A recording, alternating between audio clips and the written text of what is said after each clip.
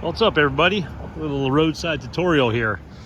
So we've got two 20-footers on the 40-foot Kerbuilt trailer right here, and this will show you kind of a significant difference between a cargo worthy and a wind and watertight. They don't always look this different. So a cargo worthy and a wind and watertight, what's the difference? Wind and watertight means that the seals work, should mean the handles work. Doesn't mean they're going to be the easiest handles in the world. It's going to have some bumps and bruises. It's going to be 15 to up to 22 years of age on the open seas. So 15 to 18 is typical, but you'll see them up to 22, even 24 at times, where it's been bounced around the ocean, bounced around a cargo ship, bounced around forklifts and depots for 15 to, like I said, up to usually 22 years. Most of mine are between 13 and 18 I've seen, but I mean, occasionally you get older ones. They don't always look significantly different. This could be a wind and watertight that gets certified and can go back on a ship. Cargo worthy means they can still go on a boat and ship over to Taiwan, ship over to Europe, wherever it may be. So although that this one looks a lot cleaner than this one, and this one is cargo worthy and this one's wind and watertight, it doesn't normally show up like that every time. So when you're buying a cargo worthy from someone, don't assume that it's always going to be pretty like this. If you buy a wind and watertight, it's always going to look like that. There's variances all throughout there. Those are little patina pieces that have been hit over the course of time. This one probably wouldn't approve for certification for cargo worthy. Cargo worthy, they're going to be looking at obviously puncture wounds, things like that, but they're wind and watertight. They're not going to have punctures anyway, but they're going to be checking these pillars right here. I'll show you closer up. I'm on a street right now, so I'll show you when you get closer to this pillar here, why this one would probably not make it to cargo worthy, even if you brought it in as ugly as it is and patinaed up as it is, little rust spots, stuff like that.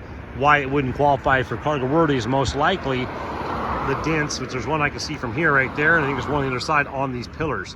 Here's your structural support, that frame piece, that pillar, that frame piece, that pillar, you know, all around the entire container. So this one looks a lot prettier. These burgundy ones seem to do really well as far as the coloration, not showing a lot of bumps and bruises.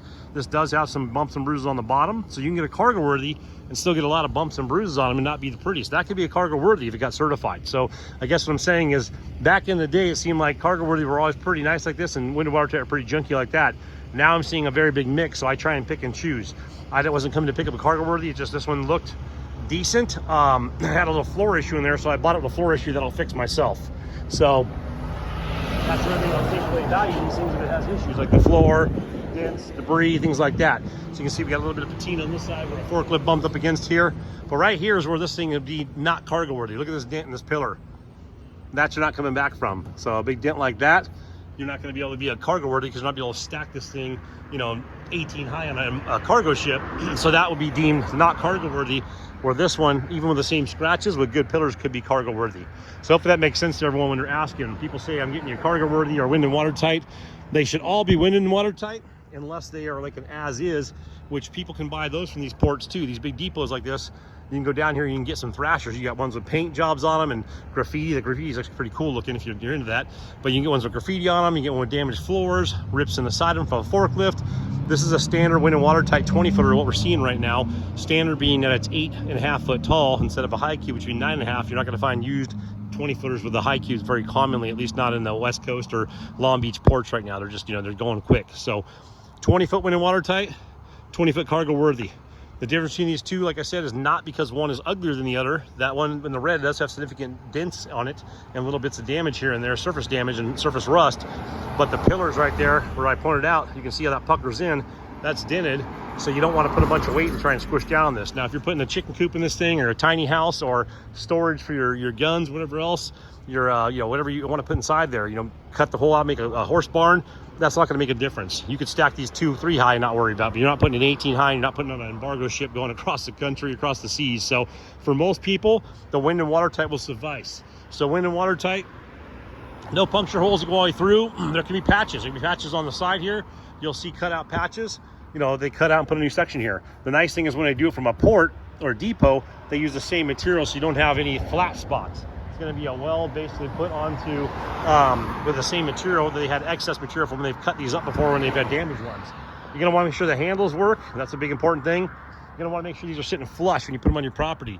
Put them on your property. If they're not sitting flush, let's say you put them on some railroad ties or some blocks and the back corner is lower than the front, that's the worst case. Back low like this, side is one thing. Corner low, corner high. When they twist, that's the hardest part to get them open. So another part of the wind and water to me, these seals.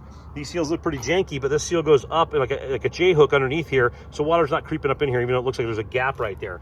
That seal right there is what you're looking at. That's your wind and water tight seal. Sorry, a little slow on the camera. And then your controls here, how they control and how they close. I didn't even check this one. The selection was so bad down here, I was just taking whatever I could get my hands on. So that's just how it goes sometimes. See how that one doesn't want to latch up? She has this handle right here is bent, so I can take a sledge to that and basically adjust it. As archaic as that sound, a lot of time a sledgehammer is all it takes to pound these back out. If you get a real beat up container and it has these gaps like this, you see how this one's kind of losing this louver right here, this area? I can take a sledgehammer, hit this about 6 times, and this will be almost back to normal, almost back to new. So, I mean, they're a big chunk of metal, so it's not that hard to modify them. Anyway, just giving you guys an idea, and a lot of people asking about types. Once again, wind and water tight, no holes. Good seals around the door, so you're keeping dust out, rodents out, water out, okay? Wind and water tight. Patina's a little rough, but this is a standard wind and water tight. This one, as you get closer, you'll see there's more dents, but this is a cargo worthy, not because of the dents, because the pillars don't have major significant damage like that. And like I said, this for a normal usage on your private property or your business property, other than that being ugly, I mean, what does that matter? You're never going to stack these things 13 high. So if you're getting a deal on one, or if you're saving $400 between the two of these and that patina doesn't bug you at all, or you're going to paint it, you know, you don't mind that little dent. If you're not OCD for like perfect, you know, pillars, you're not going to notice the difference, and it's going to do the exact same thing this thing's going to do for, like I said, sometimes $400, sometimes $600 difference, depending on what outfit you're buying from and what the costs are in the market. Once again, see, same seals. That seal has been already touched up. See right here? Someone gummed some stuff on here and touched that one up. So not a problem. Touched it up over there. Got a little rust patina right there. But like I said, this is considered a cargo worthy because the pillars are in good shape, and it's been certified. I can take that yellow one down to the port and have them certify it, but they may tell me, hey, for a couple $100 we can't certify this thing because of that pillar. So if that makes any sense, guys, like I said, all this stuff's replaceable. You can buy new seals for these, you can buy new handles for these, you can buy new racks right there. You can put lock boxes on these so they can all be modified. You can cut any of them up, you can weld them back together, what we're gonna do. So anyway, just check it in, guys. If you need a 20-footer up in Apache County or Navajo County or any part of Arizona, I was just down at Topak last night, Needles area, crossing the border, and then now I'm heading back up north to Concho and St. John's, and then I think Show Low this weekend, and maybe Vernon. So these things are going pretty fast. We push until the snow hits the ground, and then when the snow hits the ground, we take a break. We sip coffee in our PJs, and we keep it safe. I don't want to go off the side of the road. I don't want my kids go on the side of the road. I want to keep it nice and safe, and then slow down the production during the winter time and enjoy life.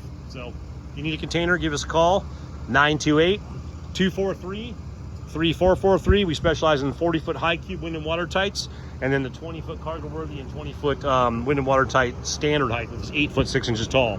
If you want to know what to put these things on, people always ask, I suggest a railroad tie. Railroad tie in the front, in the first couple feet, first couple ribs here, one railroad tie, and go all the way to the back. Put one railroad tie here. You don't need 45 railroad ties. You don't want to do 3. You'll make a teeter-totter. I guarantee it. I've already tried it. I've tried and failed. Trust me. And I'm pretty good with these things. The reason you don't need support on the middle, these can hold about 27,000 pounds in the belly. So unless you got 27,000 pounds worth of tools, you don't need to orchestrate some sort of a bridge mechanism to keep these things fully flat.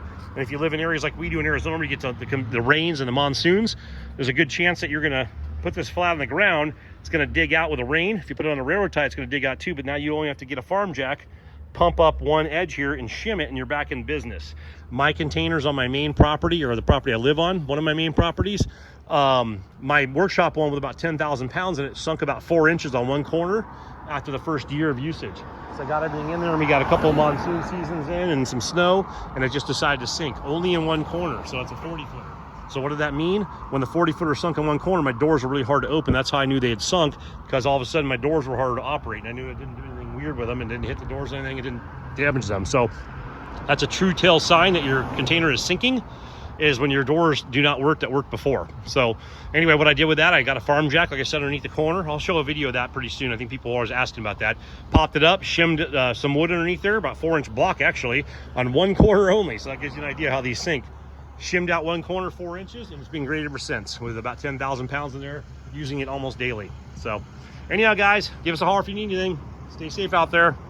Hopefully we see that economy bounce back pretty soon. That's what I'm planning on. So hopefully you guys are all back in business, and you guys can operate your daily lives and feed your kids and pay for your bills and get ahead in life. Right on, guys. Stay safe.